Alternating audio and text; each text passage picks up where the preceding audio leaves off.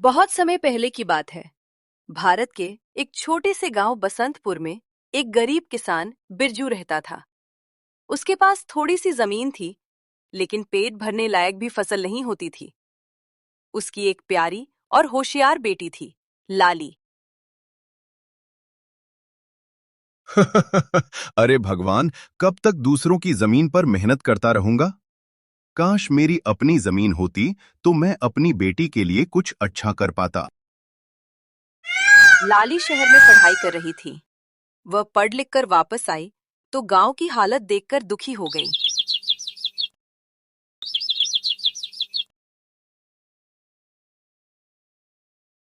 पिताजी, ये गांव इतना उदास क्यों दिख रहा है? सबके चेहरे पर परेशानी क्यों है? बेटी, हमारे गांव के जमींदार बलवंत सिंह ने सबकी जमीन अपने कब्जे में कर ली है। गरीब किसान बस मजदूरी में जी रहे हैं। पिताजी, जो मेहनत करता है उसका फल तो उसे ही मिलना चाहिए। अब समय आ गया है कि इनकी चालों को समझाया जाए। जमींदार बलवंत सिंह बहुत चालाक और लालची था।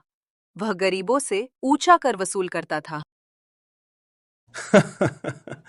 किसानों को बस 2 वक्त की रोटी चाहिए। मैं फसल के बहाने उनकी जमीन भी हथिया लेता हूं। यही असली चाल है। मालिक, आप तो पूरे इलाके के राजा हैं। आपके बिना यहाँ कुछ नहीं चलता। एक बार बिरजू बलवंत की हवेली पर गया और बोला, मालिक, मैंने सुना है आप किसानों को जमीन ठेके पर देते हैं। कृपा करके मुझे भी 1 साल के लिए जमीन दे दीजिए। अरे हाँ, दूंगा, पर शर्तें मेरी होंगी। जो भी शर्त हो मालिक, मैं तैयार हूं। ठीक है, 1 साल बाद जो फसल होगी उसका आधा हिस्सा मेरा, आधा तुम्हारा। बेचारा बिरजू इस बार गेहूं का खेती किया। खेत में काम करता बिरजू धूप में पसीना बहता हुआ, बैल हल खींचते हुए। भगवान, तू साक्षी रहना, इस साल मैं अपनी किस्मत बदल कर रहूंगा। दिन रात मेहनत करके उसने गेहूं की लहलहाती फसल उगा दी। वाह, इतनी बढ़िया फसल तो मैंने कभी नहीं देखी। फिर बलवंत का नौकर भागते हुए गया और अपने मालिक से बोलने लगा, बिरजू का फसल बहुत अच्छा हुआ है। फिर बलवंत गेहूं का फसल देखने के लिए आता है।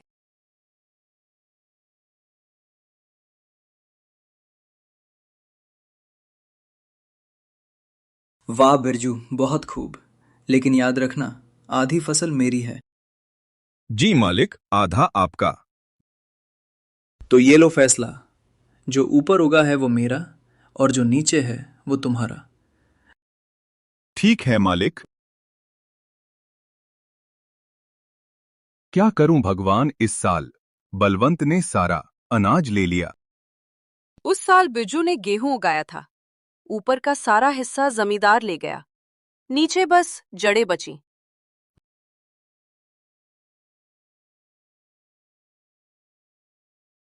पिताजी, आपने तो ऊपर उगने वाली फसल उगाई, इस बार उल्टा करिए। मतलब? इस बार ऐसी फसल लगाइए जो जमीन के नीचे होती है, जैसे मूली, गाजर। वाह बेटी, सच्ची में तू तो समझदार है। इस बार बिरजू ने मूली की खेती की। जो जमींदार बलवंत की चाल उसी पर उलट पड़ी।